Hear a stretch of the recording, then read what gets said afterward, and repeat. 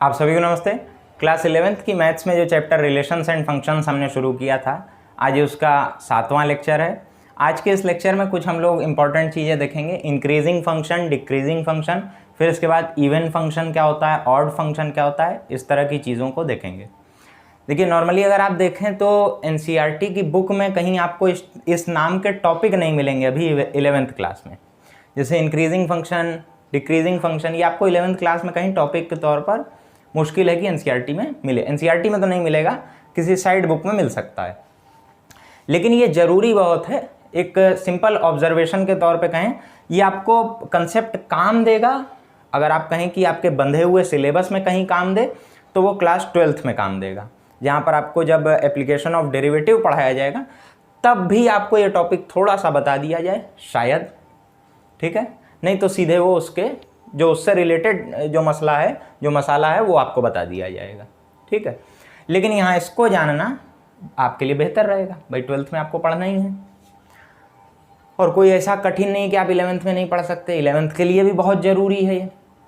थोड़े आपके ग्राफ को लेकर के कंसेप्ट और क्लियर होंगे, ऑब्जर्वेशन आपकी बढ़ेगी कि किस तरह ग्राफ्स को देख करके ऑब्जर्व किया जा सकता है या किसी फंक्शन को देख के ऑब्जर्व किया जा सकता है। तो ये एक बुक में भले ना हो, लेकिन एक ज़रूरी टॉपिक है। देखिए, इंक्रीजिंग फंक्शन क्या है? इंक्रीज करना यानी बढ़ना, या फंक्शन में बढ़ोतरी हो रही है, ठीक।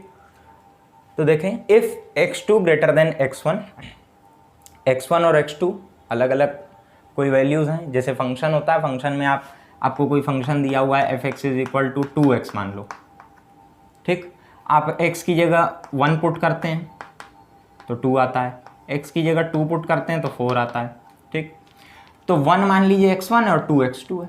इस तरह से दो अलग अलग वैल्यूज़ हैं, ठीक है, x1 और x2 के टर्म में लिख दी। तो पहले ही हमने बता दिया, if x2 greater than x1 यानी x2 जो है वो बड़ा है। If and only if f of x2 greater than f of x1, तो इसको क्या कहेंगे हम कि ये स्ट्रिक्टली इंक्रीजिंग है, ठीक। इसका मतलब क्या हुआ, ग्राफ से समझिए। x बढ़ता जा रहा है, y भी बढ़ता जा रहा है। इस तरह से देखो, इंक्रीज कर रहा है ना, यही लिखा है कि x के बढ़ने के साथ फंक्शन की वैल्यू भी बढ़ रही है। या हम ये कहें, घुमा के भी इसको कहा जा सकता है, ठीक, कि फंक्शन की वैल्यू बढ़ रही है जब x की वैल्यू बढ़ती है, ठीक है। आप इस तरह समझें कि आपके मार्क्स जो आते हैं क्लास बाई क्लास, अगर हम देखें, वो इंक्रीज हो रहे हैं। आप किस आधार पे कहते हैं? जब समय के साथ आपके नंबर बढ़ते जाएं तभी ना कहेंगे आप कि हाँ मेरे मार्क्स जो हैं वो इंक्रीज कर रहे हैं, बढ़ रहे हैं। और हर अगली क्लास में वो बढ़ता ही जाए तो आप कहेंगे स्ट्रिक्टली इंक्रीजिंग है, कि सिर्फ बढ़ ही रहा है, सेम भी नहीं है और घट भी नहीं रहा है, लगातार बढ़ ही रहा है, तब आप कहेंगे कि स्ट्रिक्टली इंक्रीजिंग है। If x2 greater than x1 यानी x के बढ़ने के साथ f of x2 greater than और इक्वल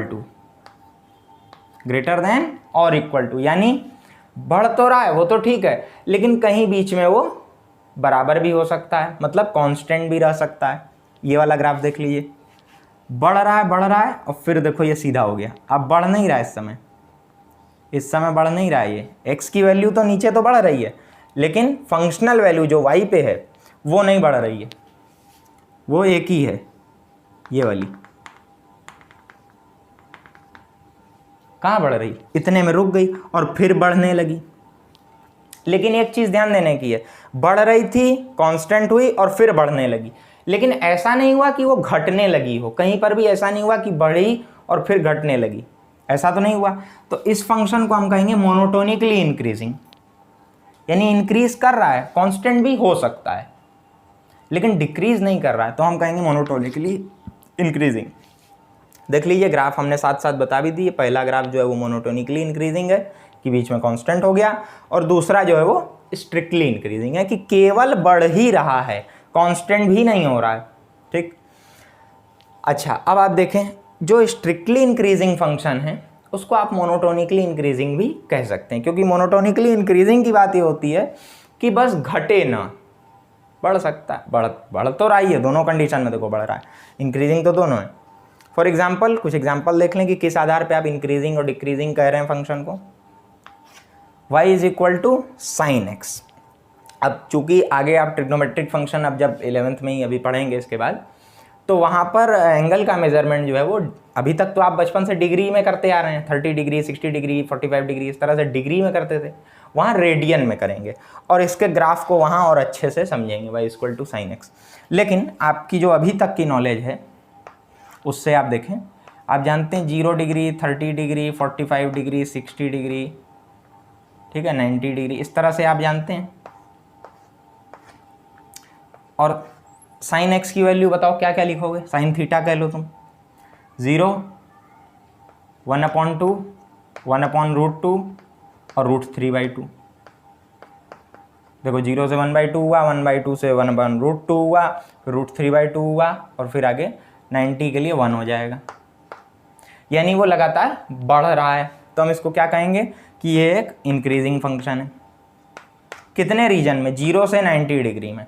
फिर ये घटने भी लगता है, 180 तक घटेगा, ठीक है, 180 क्या 270 तक घटेगा, फिर उसके बाद फिर बढ़ेगा। तो ये कैसा है, बढ़ भी रहा है घट भी रहा है, कुछ रीजन में बढ़, तो इसको आप ना तो स्ट्रिक्टली इंक्रीजिंग कह सकते हो ना मोनोटोनिक कह सकते हो, क्योंकि घट तो रहा है बीच में, कहीं पे जाके घट रहा है। और एग्जांपल देख लीजिए, y is equal to 2x। इसको समझने का प्रयास कीजिएगा, x यहाँ y यहाँ, इस तरह से हम आपको बता दे रहे हैं। देख लीजिए, y इज इक्वल टू आपने 0 पुट किया, क्या आएगा, y is equal to 2x। इस फंक्शन में x की जगह 0 पुट किया तो y 1 आएगा, 1 पुट किया तो 2 आएगा, 2 पुट किया तो 4 आएगा, 3 पुट किया तो 8 आएगा, 4 तो 16, ऐसे बढ़ते बढ़ते बढ़ते बहुत बड़ा नंबर इनफाइनाइट आप पुट कर दें, पुट नहीं कर सकते, लेकिन अगर आप बहुत बड़े नंबर हम कह लें कि इनफाइनाइट तक पहुंच गए, उसके पास पहुंच गए, तो ये भी इनफाइनाइट के पास पहुंच जाएगा, मतलब लगातार बढ़ता ही चला जा रहा है। थोड़ा सा निगेटिव में अगर आप देखना चाहें तो -1 पुट करेंगे तो क्या मिलेगा, -1 पुट करेंगे तो क्या मिलेगा 1/2, ठीक, -2 पुट करेंगे तो 1/4, -3 पुट करेंगे तो 1/8। तो आप देखें कि अगर निगेटिव साइड से भी हम बढ़ते हुए आ रहे हैं, -3 -2 -1 0 फिर 1 2 3 4, तो ये बढ़ता ही जा रहा है y is equal to 2x, तो ये भी इंक्रीजिंग फंक्शन है। y is equal to x square कहाँ पर इंक्रीजिंग है, जब x बिलोंग्स टू 0 से लेके इनफाइनाइट तक, क्योंकि आप इसका ग्राफ जानते हैं इस तरह का होता है पैराबोलिक, यहाँ से यहाँ तक में, मतलब 0 से इनफाइनाइट तो ये बढ़ रहा है, लेकिन आप देखें -इनफाइनाइट से 0 तक तो देखिए ये घट रहा है, देख लीजिए नीचे की तरफ यूँ आ रहा है ना। पूरी इंक्रीजिंग की कहानी समझ लीजिए, डिक्रीजिंग की देखिए, इंक्रीजिंग समझ गए, हम डिक्रीजिंग तेजी से समझेंगे। x की वैल्यू हम अभी भी बढ़ाते जा रहे हैं, लेकिन अब क्या हो रहा है कि फंक्शनल वैल्यू घटती जा रही है। इसी को हम पलट के भी कह सकते हैं, इफ एंड ओनली इफ का साइन लगाए, ठीक है, कि फंक्शनल वैल्यू घटती जा रही है, कब, जबकि x की वैल्यू हम बढ़ाते जा रहे हैं। हम तो x बढ़ाते जा रहे हैं लेकिन फंक्शनल वैल्यू घटती जा रही है। आप पढ़ाई में अपना समय बढ़ाते जा रहे हैं लेकिन नंबर आपका घटता जा रहा है, तो डिक्रीजिंग फंक्शन, ठीक है। इफ ये स्ट्रिक्टली डिक्रीजिंग है कि केवल घट ही रहा है, एक समान भी नहीं है, घट ही चला जा रहा है। If x2 greater than x1, यानी x की वैल्यूज हम बढ़ाते जा रहे हैं और क्या हो रहा है, फंक्शनल वैल्यू या तो घट रही है और या कांस्टेंट है बीच में, जैसा वहाँ था, तो कहेंगे मोनोटोनिकली डिक्रीजिंग। देख लीजिए 2 ग्राफ यहाँ बनाए हुए हैं हमने, ये क्या हो रहा है, बीच में यहाँ इतने रीजन में ये देखिए कांस्टेंट हो गया, यहाँ से यहाँ तक में क्या वैल्यू है, एक ही वैल्यू पर रुका हुआ है। फिर उसके बाद फिर डिक्रीज करने लगा। पहला क्या है, लगातार डिक्रीज कर रहा है, तो पहला स्ट्रिक्टली डिक्रीजिंग और दूसरा मोनोटोनिकली डिक्रीजिंग। वही कहानी यहाँ पर भी थी, मोनोटोनिकली डिक्रीजिंग था पहला वाला, क्योंकि यहाँ से यहाँ में कांस्टेंट हो गया था, ठीक है। इसके कुछ एग्जांपल देख लीजिए, y is equal to 1/x। अब आप x और y में फिर एक बार करके देख लें, x की वैल्यू आप 0 नहीं रख सकते, ठीक, 1 रखेंगे तो 1 रहेगा, 2 रखा तो 1/2 यानी 0.5, 3 रखा तो 1/3 यानी 0.33, इस तरह से ये लगातार घटता ही चला जाएगा, ठीक है ना। तो ये डिक्रीजिंग हुआ। cos x 0 से 90, अब आप जानते हैं 0 से 90 देख लीजिए 30 डिग्री 0 से ही ले लो 0 30 45 60 90 सब डिग्री में है, आगे आपको रेडियन में पढ़ना है। हाँ देख लीजिए क्या आएगा 1√3/2 1/√2 1/2 और 0। ये क्या हो रहा है 1 था √3/2 हुआ 1/√2 हुआ 1/2 हुआ और फिर अंत में 0 हो गया, लगातार घटता चला जा रहा है। कहाँ में 0 से 90 के रीजन में। तो उतने हिस्से के लिए हम इसको कहेंगे कि ये डिक्रीजिंग है। थोड़े हिस्से के लिए भी आप कह सकते हैं। 1/2x की कहानी देख लीजिए, थोड़ी इस जगह की कमी मिटा के दिखाते हैं। 1/2x के लिए देख लीजिए x यहाँ y यहाँ, ठीक है। 0 पुट करेंगे तो 1 आएगा, 1 पुट करेंगे तो 1/2 आएगा, 2 पुट करेंगे तो 1/4 आएगा, 3 पुट करेंगे तो 1/8 आएगा। लगातार घटता जा रहा है। बहुत बड़ा नंबर एक इनफाइनाइट तक आप पहुंच गए, तो बहुत छोटा नंबर एक 0 पॉजिटिव, मतलब एकदम 0 के पास पहुंचा रहेगा लेकिन पॉजिटिव रहेगा, निगेटिव नहीं आ सकता। भाई किसी भी पॉजिटिव नंबर के आप कुछ भी पावर चढ़ा लीजिए, निगेटिव नंबर आप नहीं ला सकते। कोई भी पॉजिटिव नंबर है तो उसके आप कुछ भी पावर चढ़ाते रहिए, निगेटिव नहीं आएगा, कोई भी रियल पावर पे नहीं आएगा। ये कहानी रही इंक्रीजिंग फंक्शन और डिक्रीजिंग फंक्शन की। अब हम आपको बता देते हैं यहाँ इवन फंक्शन और ऑड फंक्शन।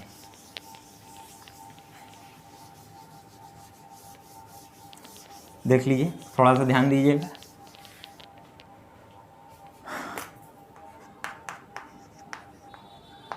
इवन फंक्शन क्या है भाई? इवन और ऑड दो तरह के फंक्शन है।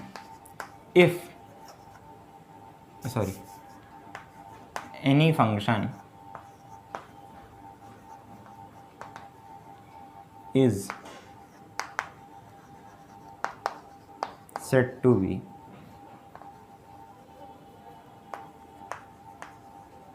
even function if f of -x, मतलब कोई फंक्शन आपको दिया हुआ है उसमें आपने -x पुट किया और आपको रिजल्ट क्या मिला f of x, मतलब आपके -x पुट करने से उस फंक्शन को कोई फ़र्क ही नहीं पड़ा, तो वो इवन है। यहाँ पर एक स्टार पॉइंट भी लिख लीजिएगा, वो बाद में लिखवाते हैं, पहले ऑड फंक्शन देख लीजिए।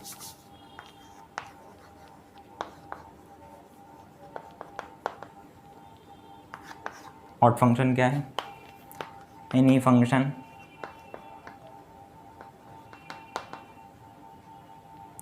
इज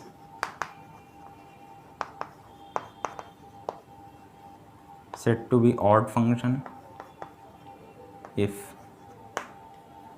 f of -x, फिर आपने -x पुट किया, आपकी क्या हुआ कि उस फंक्शन में से पूरी तरह से माइनस बाहर आ गया, माइनस ऑफ fx के बराबर हो गया। यहाँ क्या हुआ था कि माइनस रखने का कोई फ़र्क ही नहीं पड़ा और यहाँ पर माइनस पूरा कॉमन आ गया। देखो अगर ऐसा इवन फंक्शन क्या होता है? सिमेट्रिक।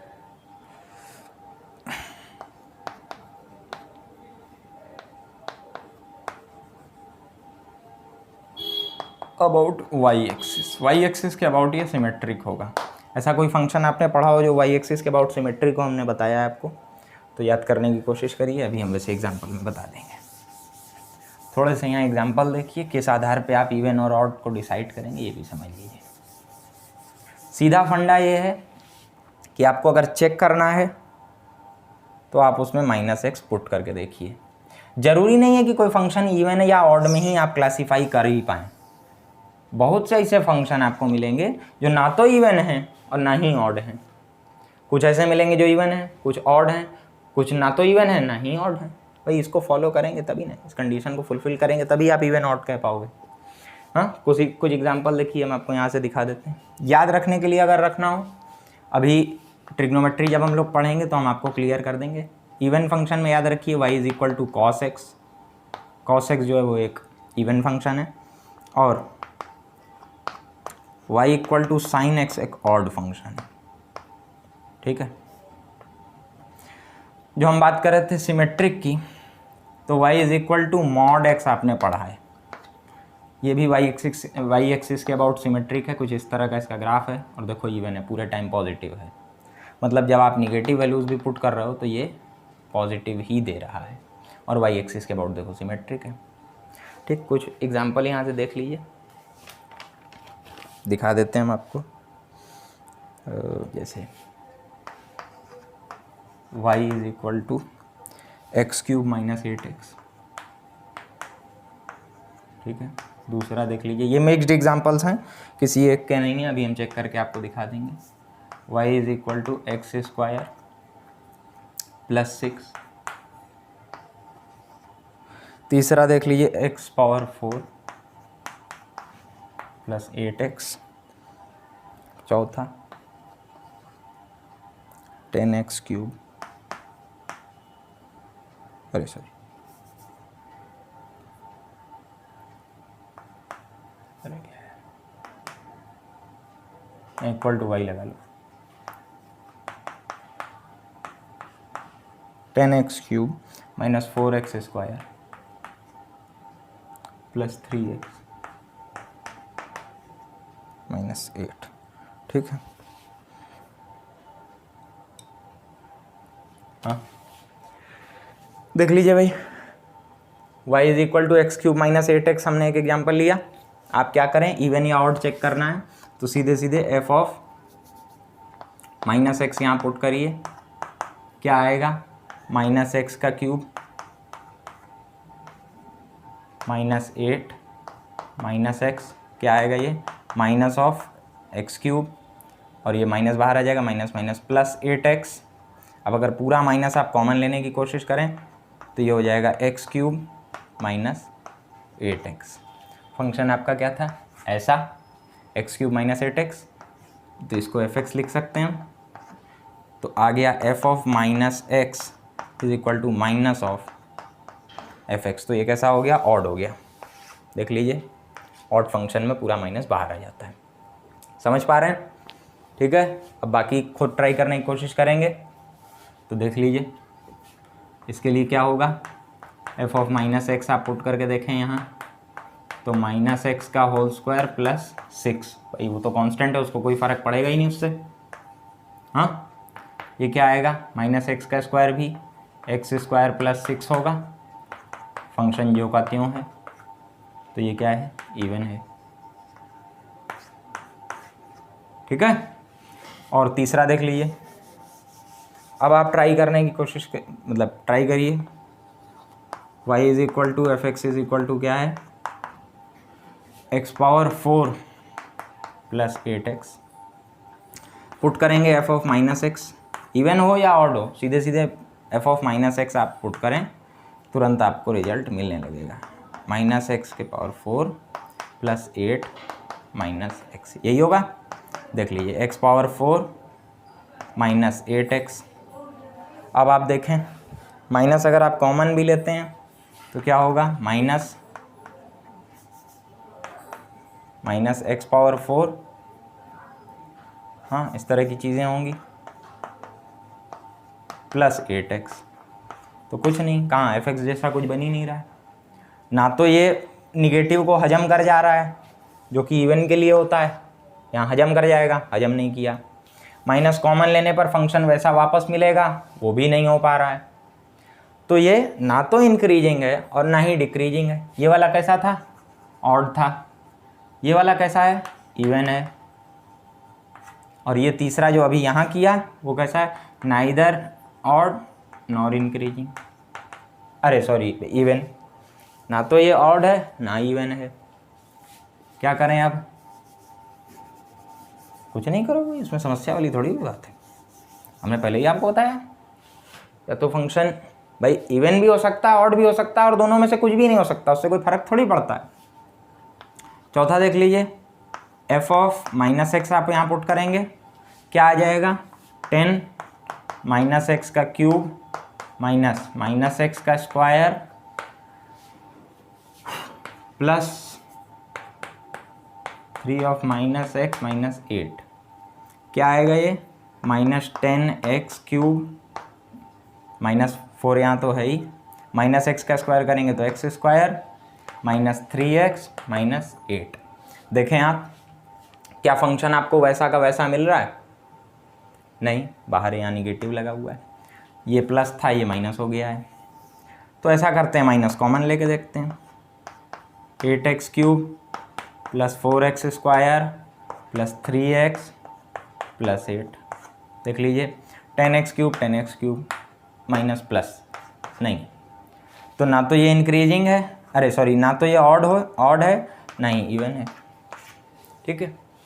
तो उससे कोई फ़र्क नहीं पड़ता, इवन भी नहीं ऑड भी नहीं, क्या फ़र्क पड़ता उससे, ठीक।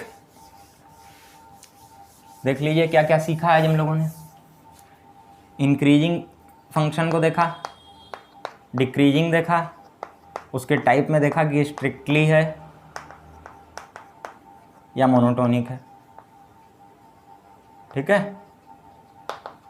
मोनोटोनिकली इंक्रीजिंग है तो बस इतना ध्यान रखिए कि अगर कह रहे हैं कि मोनोटोनिकली इंक्रीजिंग है तो डिक्रीज ना करे, बस इसका ध्यान रखिएगा। वो इंक्रीज कर रहा है या कांस्टेंट है बात चलेगी, लेकिन डिक्रीज नहीं होना चाहिए। मोनोटोनिकली डिक्रीजिंग है तो इंक्रीज नहीं करना चाहिए, ठीक।